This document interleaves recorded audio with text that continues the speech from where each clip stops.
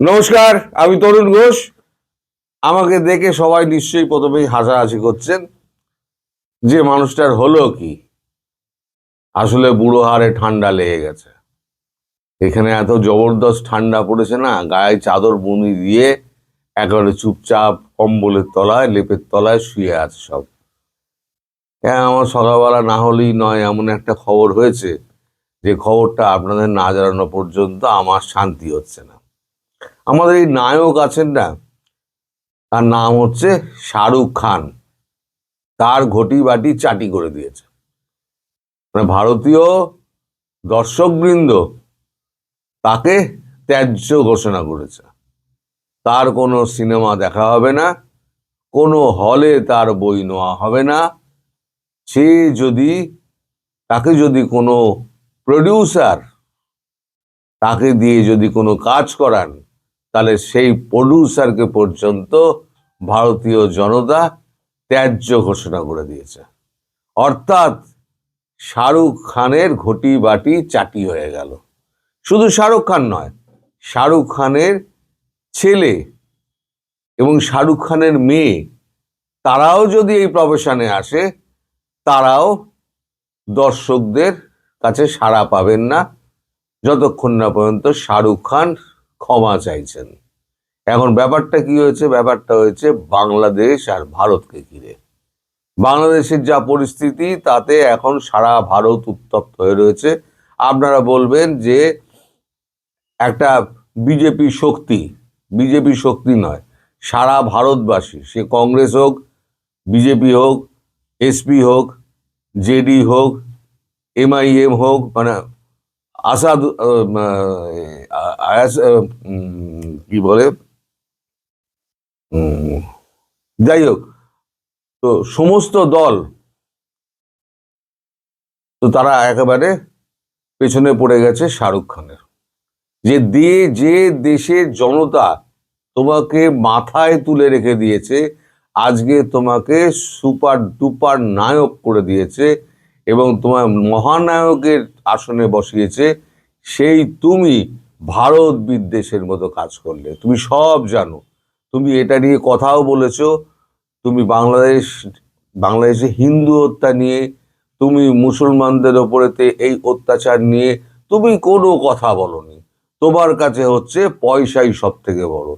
এই প্রসঙ্গটা উঠেছে এইখানে, আপনাদের ওখানেও হয়েছে, এই খবরটা হয়েছে, আমাদের এখানে আজকে বেরিয়েছে। আমি কালকে করবো ভেবেছিলাম, কিন্তু কালকে আর করতে পারিনি। কেকেআরে কেন মুস্তাফিজুর হুমকি শাহরুখকে? কেকেআরে কেন মুস্তাফিজুর রহমান, তাই নিয়ে এখন লেগে গেছে ঝামেলা।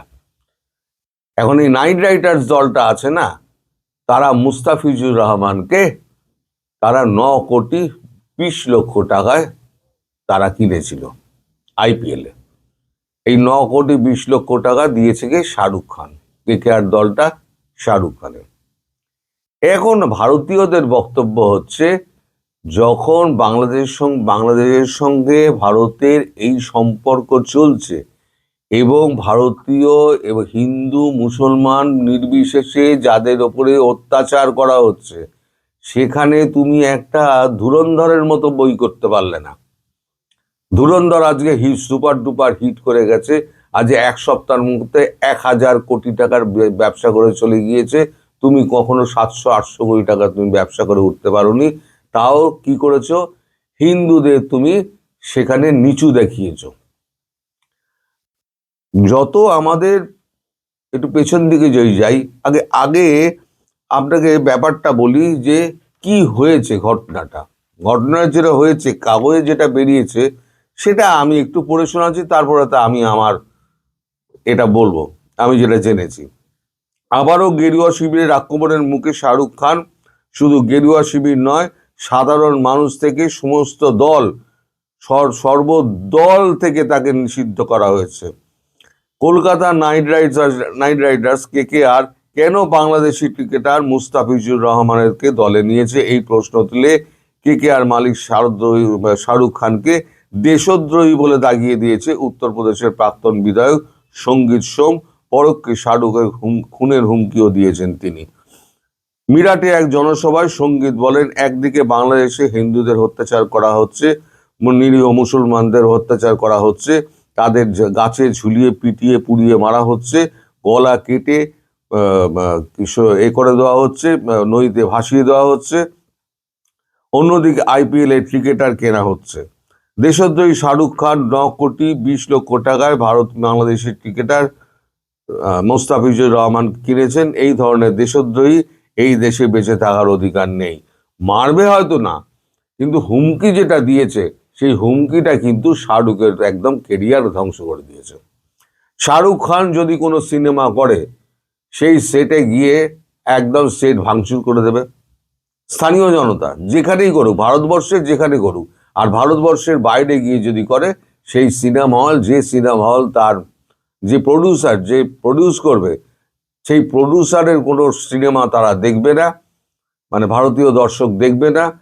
আর যেখানে গিয়ে শুটিং করবে, বাইরে গিয়ে শুটিং করলো, শুটিং করে যে সিনেমা হলে তার ছবি রিলিজ করা হবে, সেই সিনেমা হল মাটির সঙ্গে গুড়িয়ে দেওয়া হবে।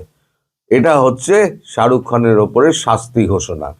এবার তাদের কথা হচ্ছে, ভারতীয় যে জনতা তোমাকে আজকে এই সুপার ডুপার মানে হিরোর সিংহাসনে বসিয়েছে, তাদের পয়সায় টিকিট কাটার, তাদের ইনকামে তুমি এখানে চলছো, অথচ একটা ভারতবর্ষের ওপরে তুমি কোনো সিনেমায় তুমি অভিনয় করো না।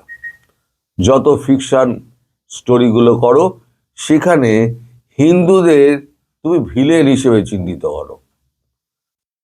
তুমি ছবিগুলো তৈরি করো, তোমার কথা অনুযায়ী ছবিগুলো হয়, সেই ছবিতে সব জায়গায় তুমি হিন্দুদের ভিলেন হিসেবে দেখাও, কিন্তু মুসলমানদের দেখাও যে তুমি মুসলমানরা শান্তির প্রতীক। তো এই ঘটনাগুলো আর মেনে নেওয়া হবে না। ভারতবর্ষ এখন হিন্দু রাষ্ট্র, পরিষ্কার মানে সঙ্গীত সোম জানিয়ে দিয়েছে। এবং এই প্রসঙ্গে সব থেকে বড় কথা, উত্তরপ্রদেশের যিনি উত্তরপ্রদেশের মুখ্যমন্ত্রী আমাদের যোগী আদিত্যনাথ, তিনি একটি কথাও বলেননি। তিনি কিন্তু এই বক্তব্যের বিরোধিতা করেননি। তিনি একেবারে মুখে আঙুল দিয়ে বসে আছেন, অর্থাৎ মৌনেন সম্মতি লক্ষণম, তুমি যা বলেছো ঠিক বলেছো। আর কোনো একটা নির্দিষ্ট দল তো বিজেপি বলেনি। বিজেপি বলেছে আসাদুদ্দিন ওয়েসি আরো এক ধাপ এগিয়ে বলেছে, যেখানে যেখানে শাহরুখকে ডাকা হবে যে সমস্ত অনুষ্ঠানে, সেই সমস্ত অনুষ্ঠানও ভণ্ডুল করে দেওয়া হবে। শাহরুখ খানের মেয়ের বিয়েতে কেউ যাবে না। শাহরুখ খানের মেয়ের যদি এখানে তার ছবি তৈরি করতে শাহরুখ খান যান, তার ছবি কেউ দেখবে না। শাহরুখ খানের ছেলেকে লঞ্চ করতে পারবে না। শাহরুখ খান এক কথায় ব্যান, তার ঘটি বাটি চাটি হয়ে গেল। এবার বাকি রইল সালমান খান আর আমির খান। এরাও দুজনে হচ্ছে গিয়ে ভারতবর্ষের দর্শকদের টাকায় এরা কোটি কোটিপতি হয়েছে। এবং এরা গিয়ে এরদোগানকে, আবার আমির খান গিয়ে আবার এরদোগানের সঙ্গে আবার ছবি তুলে তার ব্যালকনিতে বসে চা খাচ্ছে, সেটা আবার ফেসবুকে, টুইটারে তিনি আবার মানে করে দেন, তিনি আবার লাগিয়ে দেন। তাহলে ভারতবর্ষের শত্রুদের সঙ্গে যখন তোমাদের এত বোঝাপড়া, তোমরা শুধু বাংলাদেশ নয়, পাকিস্তান থেকে তোমরা গায়ক নিয়ে আসো, পাকিস্তানের নায়িকা নিয়ে আসো। কেন আমাদের দেশে কি ভালো নায়িকা নেই, ভালো গায়ক নেই ভারতবর্ষে? তোমাদের পাকিস্তান থেকেই আনতে হবে। তোমাদের এত পাকিস্তান প্রীতি, এত বাংলাদেশ প্রীতি, তাহলে পরে তোমরা ভারতবর্ষে না থেকে বাংলাদেশ অথবা পাকিস্তান চলে যাও। এ দেশে তোমাদের কোনো ঠাঁই নেই। অতএব আজ থেকে শাহরুখ খান যদি রাস্তায় বেরোন, তাহলে তিনি বিক্ষোভের মুখে পড়বেন, এবং শাহরুখ খানের যত সম্পত্তি আছে সেই সম্পত্তি ওপরে একটা আঘাত আসতে পারে বলে আশঙ্কা করা হচ্ছে। এখন সরকারের পক্ষ থেকে বলা হচ্ছে এইগুলো ঠিক নয়, এগুলো ব্যক্তিগতভাবে আক্রমণ করা ঠিক নয়। শাহরুখ খান তার ব্যক্তিগত একটা ব্যবসা করেন, তিনি একজন নায়ক, তাকে ভারতবর্ষের তিনি আইকন, সুতরাং তার প্রতি এই জিনিসটা করা উচিত হবে না, এটা সরকারি পক্ষের বক্তব্য। কিন্তু সরকারি পক্ষ বললে কি হবে, এখানে যত মানে দল আছে, মানে রাজনৈতিক দল আছে এবং সাধারণ মানুষ কি করেছে, সাধারণ মানুষ মালদ্বীপকে যে একবার বয়কট করেছে, মালদ্বীপ কিন্তু আর মাথা তুলে দাঁড়াতে পারেনি, আজ পর্যন্ত মাথা তুলে দাঁড়াতে পারেনি মালদ্বীপ। সেই যে নরেন্দ্র মোদী একটা ছবি তুলে দিয়েছিলেন লাক্ষাদ্বীপে গিয়ে, তারপর থেকে মানুষ দলে দলে লাক্ষাদ্বীপে চলে গিয়েছে, কিন্তু প্রধানমন্ত্রী এ নিয়ে কোনো কথা বলেননি। তিনি শুধু একটা কথা বলেছেন যে প্রত্যেকের ইন্ডিভিজুয়াল, প্রত্যেকে তাদের পছন্দ অপছন্দ এগুলোকে আমাদের সম্মান দিতে হবে, এগুলো নিয়ে রাজনীতি করা ঠিক নয়। কিন্তু এটা রাজনীতি নয়, এটা হয়ে গেছে এখন ভারত বাংলাদেশ একটা শত্রুতার পর্যায়ে।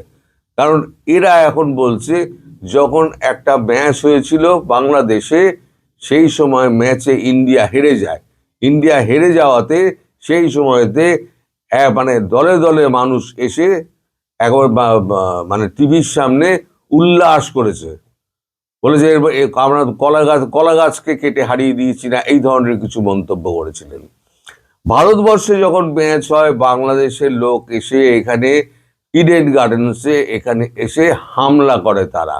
সুতরাং এরা যারা আছে এদেরকে আজ থেকে, ভিসা তো এখন বন্ধ, ভিসা আর দেওয়া হবে না, আর এদেরকে যেখানে দেখা হবে সেখানেই এদেরকে ধরে মারো। এই হচ্ছে বাংলাদেশ ভারত পরিস্থিতি গিয়ে দাঁড়িয়েছে।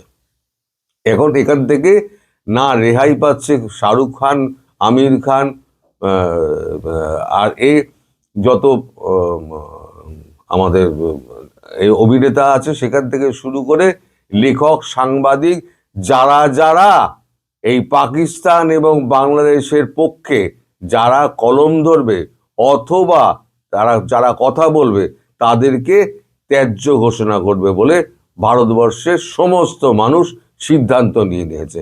এবার বুঝুন, এবার শাহরুখ খান এবার কোথায় যাবেন, তাকে আর কোনো সিনেমায় আপনারা দেখতে পাবেন না।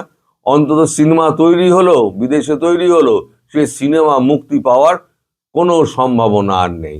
এখন সম্পর্কটা এত তলানিতে ঠেকে গিয়েছে। এখন শাহরুখ খান কি করবেন, তিনি মাপ চাইবেন নাকি তিনি এটাই মেনে নেবেন, এখন সেটাই বড় কথা।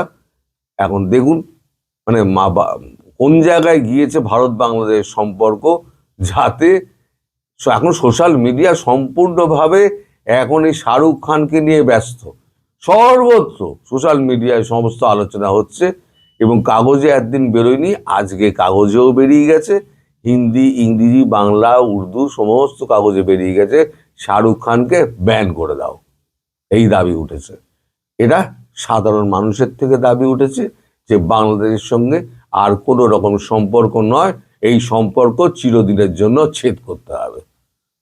এখন আপনারা ভাবুন যে আপনারা কোন জায়গায় ভারত বাংলাদেশের সম্পর্ককে নিয়ে গিয়েছেন।